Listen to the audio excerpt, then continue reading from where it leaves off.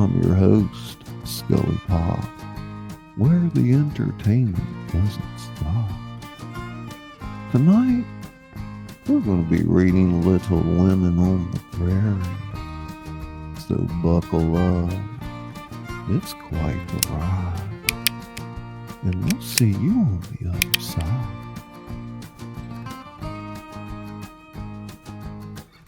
The March family had not expected to travel west so suddenly. Their journey had begun with a letter from Father, who had been reassigned to minister to settlements in the Dakota Territory following his service as a chaplain in the Union Army.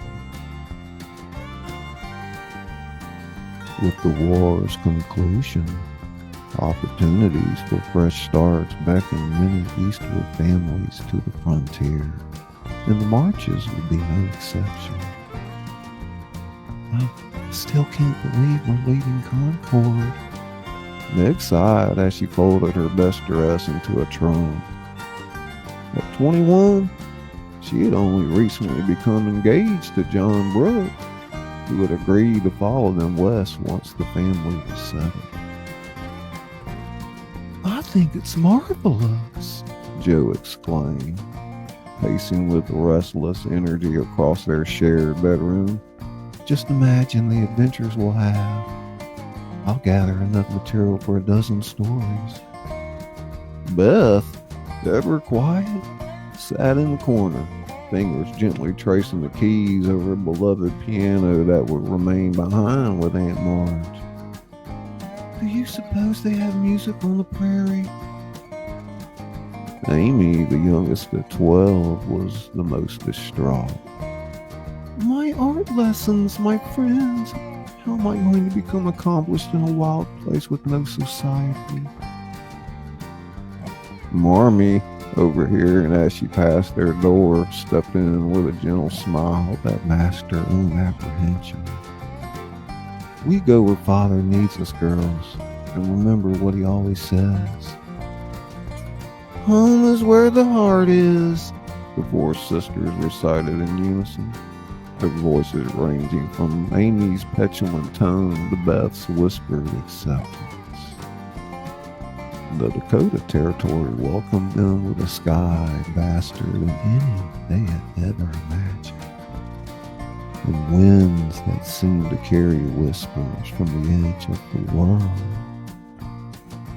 The small town of Walnut Grove would be their home now, a collection of wooden structures that appeared almost temporary against the endless prairie. Their new dwelling was modest compared to their Concord home, 2 rooms with a loft, constructed of rough-hewn logs with chinks packed with mud and grass.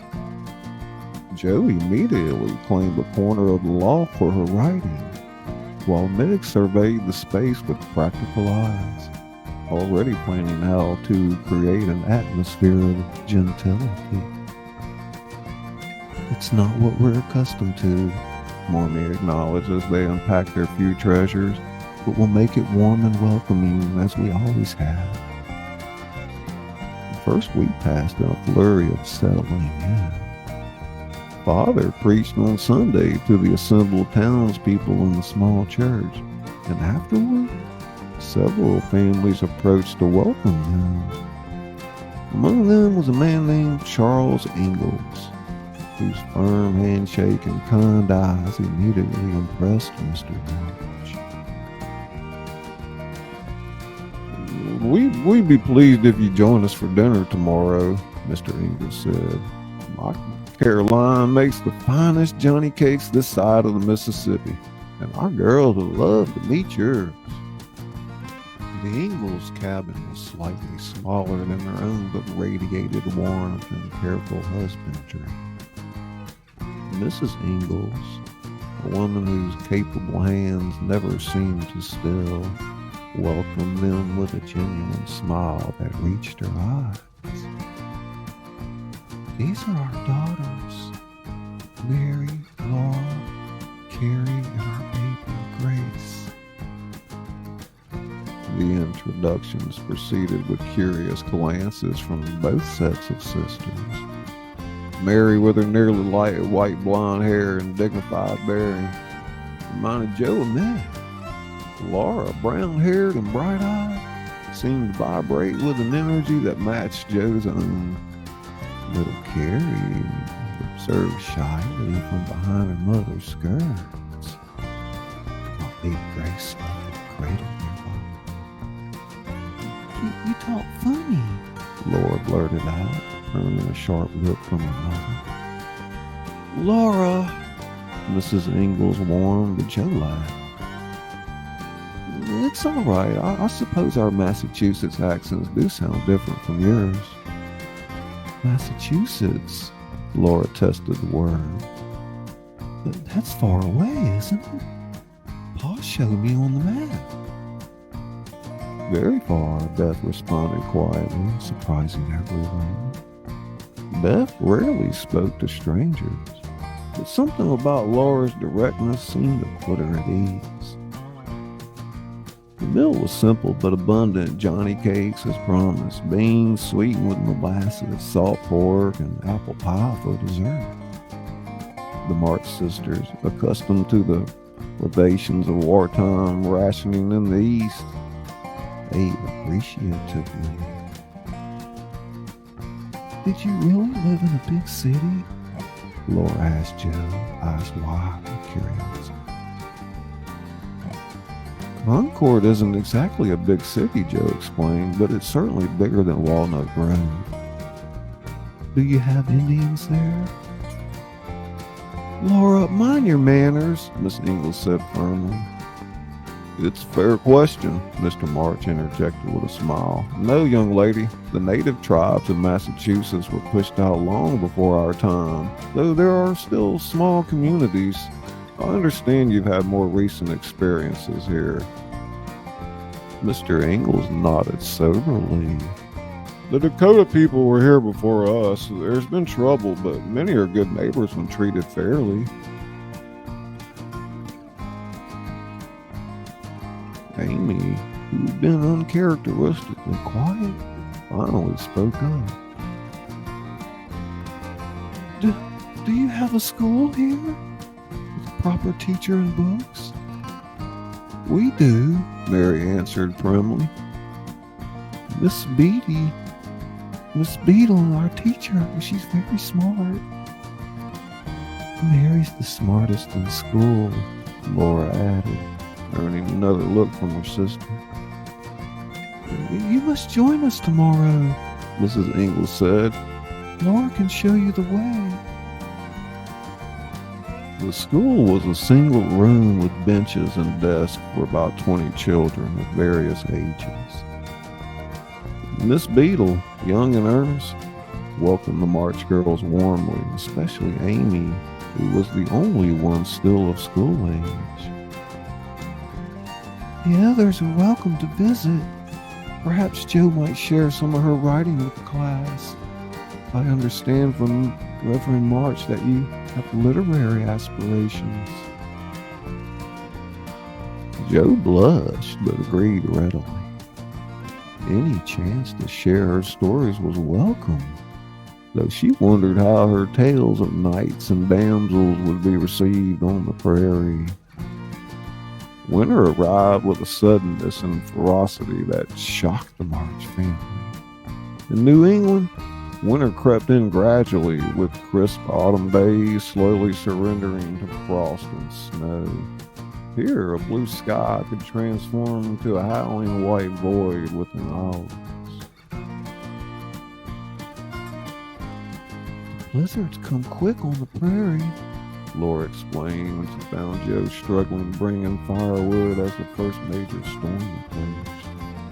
Pa says you've got to learn to read the sky and the animals. They know before we do. The storm lasted 3 days, during which the March and Ingalls families sheltered together in the larger March cabin. 8 girls, 4 adults, and baby Grace huddled around the stove as the wind screamed like a living thing around the eaves. It was during these confined days that the real sharing began. The March sisters pulled out Marmy's copy of Shakespeare, taking turns reading the parts of A Midnight Summer Night's Dream. Beth played simple tunes on a fiddle borrowed from Mr. Ingalls, who nodded approvingly at her natural talent. Mary recited poetry she had memorized, while Laura told vivid tales of prairie life. Wolves howling on moonlit nights, Indians passing silently on hunting trips, and the terrifying but beautiful prairie fires that swept the land in dry seasons. "You should write these down," Joe told her earnestly. "They're better than any adventure story I could invent." Laura looked startled. "Write them down? Well, they're just things that happen. The best stories often are. I'll show you how."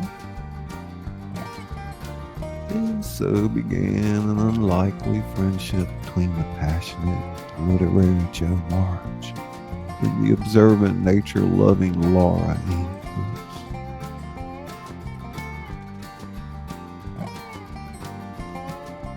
Each day, as the storm raged on, they huddled in a corner with paper salvage from Joe's precious stock, working together to capture Laura's experiences in written form. Meanwhile, Meg found a kindred spark in Mary Ingalls, both responsible older sisters with a sense of propriety. They exchanged tips on needlework and household management, with Mary eager to learn the Eastern refinements Meg could teach. Beth, normally so shy and retiring, blossomed in the company of little Carrie and baby Grace. Her gentle nature made her a natural caretaker. Mrs. Ingalls gratefully accepted her with the younger children. Even Amy, who'd been most resistant to their move west, found herself fascinated by Mrs. Ingalls' practical artistry. Careful stitching that turned plain fabric into cherished quilts. Clever ways she made their simple home beautiful with minimal resources. "It's not the paintings and marble statues I dreamed of studying," Amy confided to Meg. "But there's a kind of art in making something beautiful out of almost nothing."